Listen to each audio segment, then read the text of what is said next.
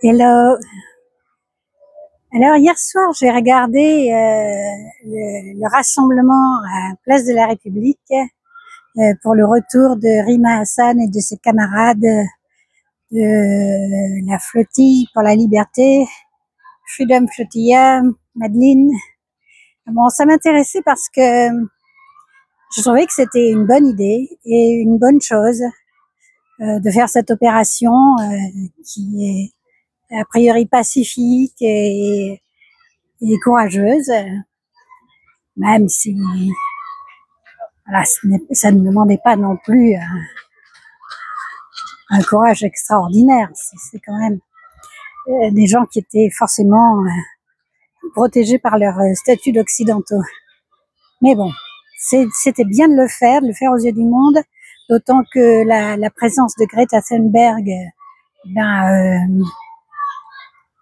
garantissait une visibilité mondiale.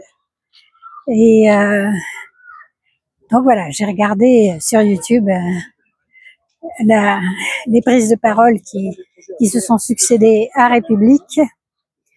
Bon, alors, il n'y avait pas que Greta Thunberg à bord de ce voilier, hein. Il y avait aussi des amis du Hamas, et ça, c'était beaucoup moins cool. Enfin bon, on va y revenir. Alors, j'ai regardé ça, et donc avec bienveillance au départ, et j'ai été très vite choquée. Tiens, je vais vous mettre la capture d'écran du commentaire que j'ai laissé aussitôt et qui a été invisibilisé.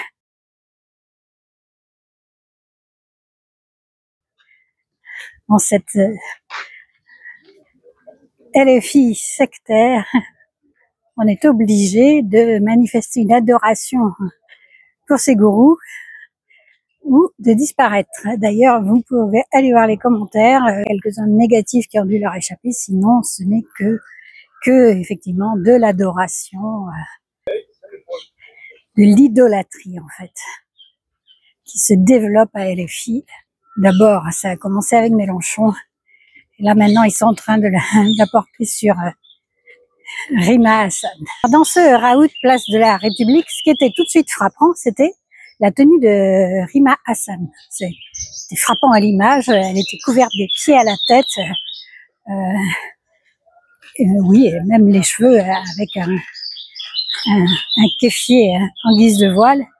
On voyait absolument rien de son corps dans une tenue vaste, comme une bigote en fait, hein, et grise. Bon, alors elle a dit que c'était la tenue de prison dont elle sortait et qu'on ne les avait pas autorisés à changer de tenue avant de rentrer en France.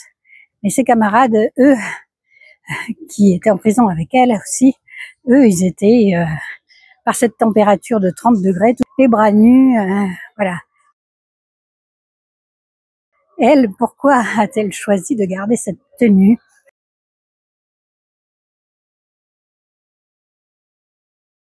Et de mettre son kéfier, non pas autour de ses épaules, mais sur ses cheveux.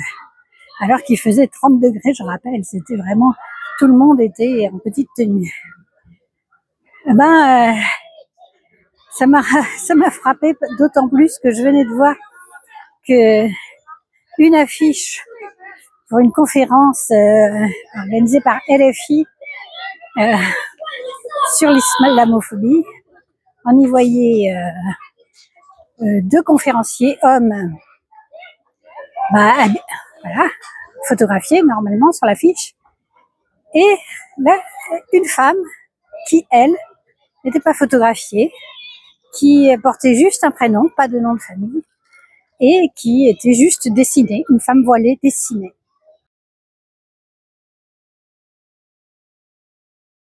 Donc une femme invisibilisée. Bon, à sa demande, paraît-il, mais très bien, je veux bien, mais comment on accepte ça? Comment on accepte que sur une même affiche figurent deux hommes Voilà, photographiée normalement, et une femme complètement invisibilisée, qui n'a ni nom de famille, ni visage, et qui est représentée par un dessin de femme voilée. Alors, est-ce que LFI serait par hasard devenue la succursale du Hamas en France? C'est la question qu'on peut se poser. Je trouve cette dérive mais tellement infecte. La lutte contre l'islamophobie, c'est autre chose. J'y reviendrai à la fin. De quoi ont parlé ces gens? Ils ont raconté comment ils ont été kidnappés, selon leur propre expression, par Israël, et ce qu'ils ont subi. Bon. C'est pas, ils n'ont pas parlé de ce que subissent les Gazaouis, ils ont parlé de ce que eux ont subi. Alors, je le comprendrais s'ils en parlaient 3-4 minutes, et puis ensuite pour enchaîner ensuite sur les choses sérieuses. Mais non, là, ça a été, alors voilà, ils ont dû dormir une nuit sur le pont de leur bateau. Bon. Chose qui apparemment leur paraît terriblement affreuse. Bon, enfin, je sais pas, moi, ça m'est arrivé plusieurs fois de passer toute une nuit sur le pont d'un bateau, parce que ça arrive tous les jours à tout un tas de gens qui n'ont pas les moyens de se payer des cabines et qui voyagent sur le pont des bateaux. Alors, c'est vrai, c'est pas confortable. On peut avoir froid s'il y a du vent, on peut subir aussi l'humidité, mais enfin bon, voilà quoi, c'est pas, il n'y a pas de quoi en faire toute une affaire. Hein, de même, le fait d'avoir attendu pendant 3 heures pour avoir un sandwich, je sais pas, mais d'habitude, ils supportent, certains d'entre eux supportent très bien le ramadan, soit ils ne trouvent rien à redire à cette pratique. Bon, là, s'ils peuvent pas attendre 3 heures avant d'avoir un sandwich, c'est pareil, je veux dire, c'est pas de la torture. Hein. Ensuite, Rima Hassan, alors elle, comme elle avait écrit Free Palestine quand elle a été arrêtée dans sa cellule, ils l'ont mise, paraît-il, à l'isolement. Et là, elle a annoncé qu'elle faisait une grève de la faim. C'était peut-être un peu précipité comme annonce, parce que sa grève de la faim, elle a duré une soirée vu qu'elle a été expulsée le lendemain. Bon. Toutes ces fausses maltraitances, comme ils ont dit, oui, bon, ça les décrédibilise plutôt qu'autre chose. Alors, on va pas. Là, Israël évidemment n'était pas assez bête pour les maltraiter réellement. Ils savent très bien qu'ils ont besoin de l'Occident pour pouvoir continuer à commettre leurs crimes. On va passer aux choses sérieuses. Aujourd'hui, bien souvent, on reproche le fait d'abuser du mot fascisme, de voir du fascisme partout. Ben moi, je dirais qu'on n'abuse pas du mot, c'est la réalité qui abuse en exposant du fascisme partout, en effet. C'est que le fascisme qui est né historiquement au XXe siècle, disons, avec Mussolini, eh ben, depuis là, il s'aimait beaucoup. Et puis c'est comme un virus, et un virus qui mute. Donc il a pris toutes sortes de formes et de couleurs. Et il était brun, il est resté, la souche brune est restée, mais on a aussi la souche rouge, la souche verte, et sans parler des souches incolores ou dont les couleurs se cachent. Avec Trump, on pourrait parler d'une souche gold, couleur or. Hein. Macron, le macronisme, c'est un néofascisme incolore, puisque lui c'est un peu tout en même temps, donc on a une espèce de bouillie. On ne peut plus dire qu'elle est une quelconque couleur.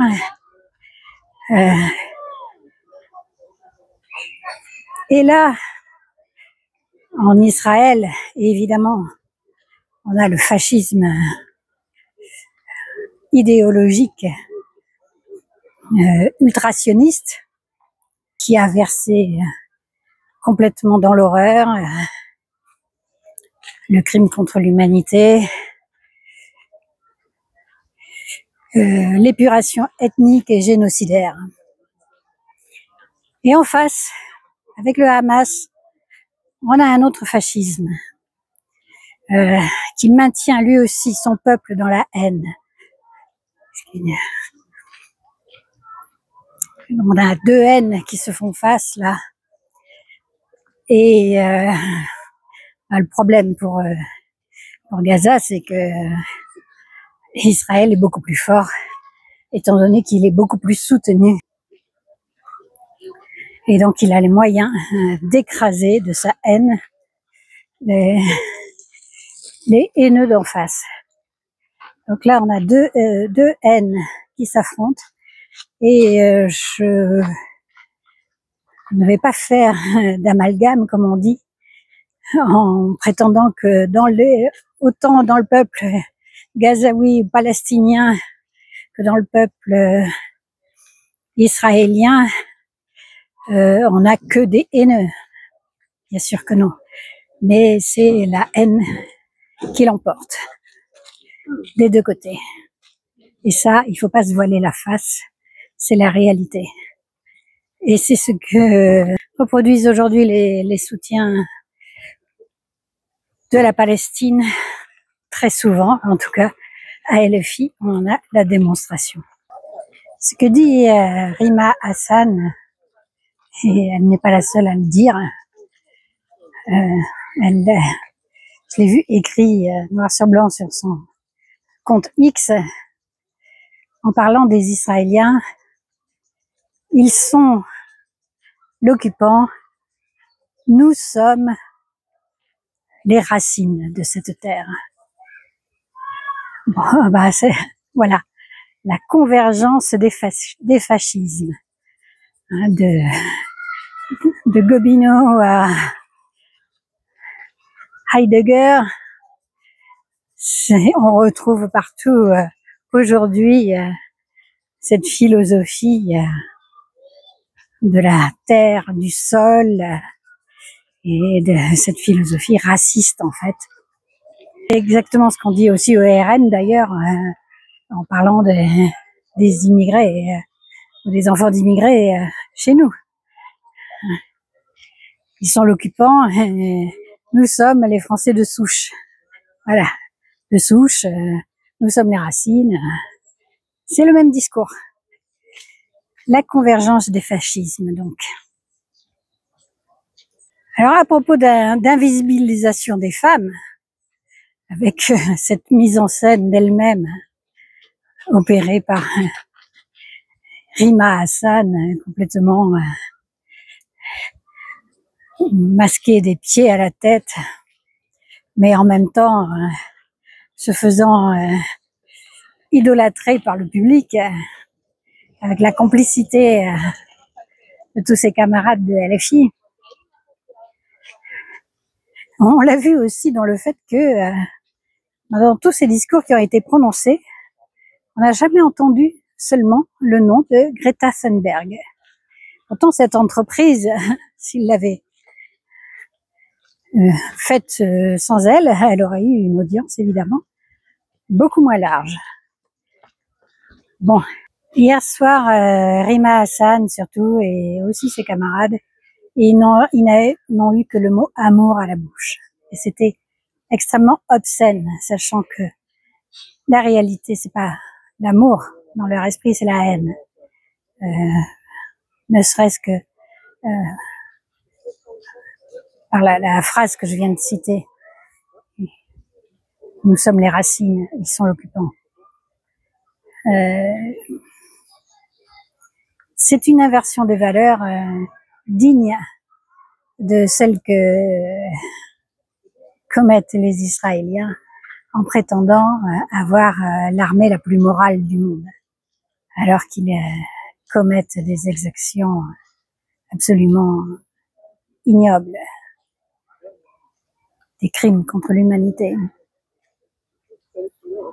Et n'oublions pas non plus que le 7 octobre était aussi un crime contre l'humanité et une exaction ignoble. Sauf que bien sûr, comme je l'ai déjà dit, Israël a les moyens de le faire à beaucoup plus grande échelle.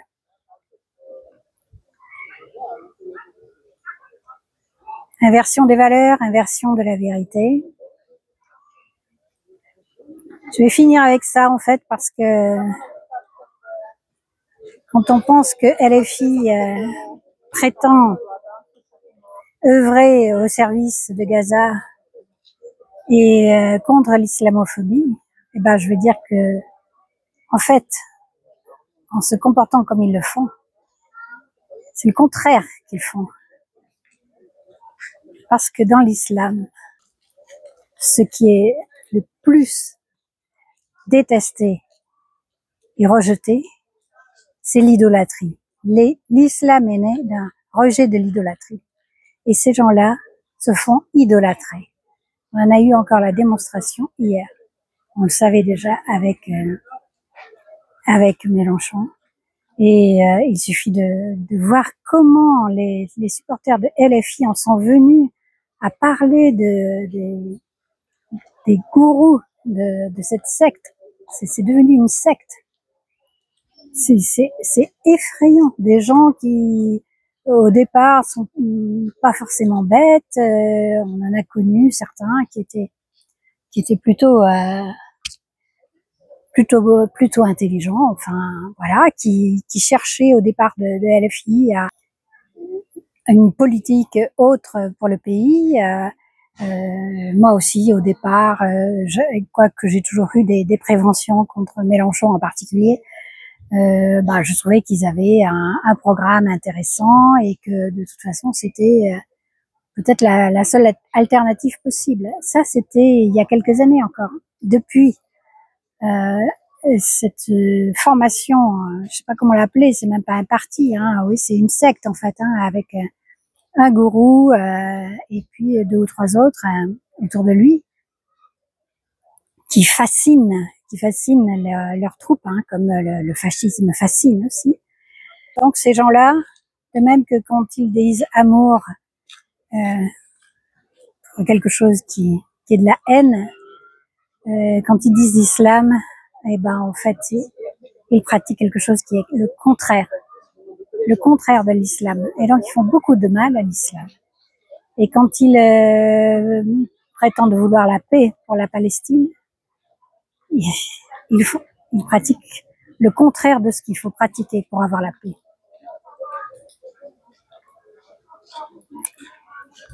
Voilà, alors je vais repartir sur ces mots. Je vous souhaite quand même une belle journée et restons bien conscients de tout ce qui nous pourrit la vie en fait. Alors, donc notre vie, gardons-la bien saine et ne nous laissons pas pourrir justement la vie par ces escrocs. Ciao.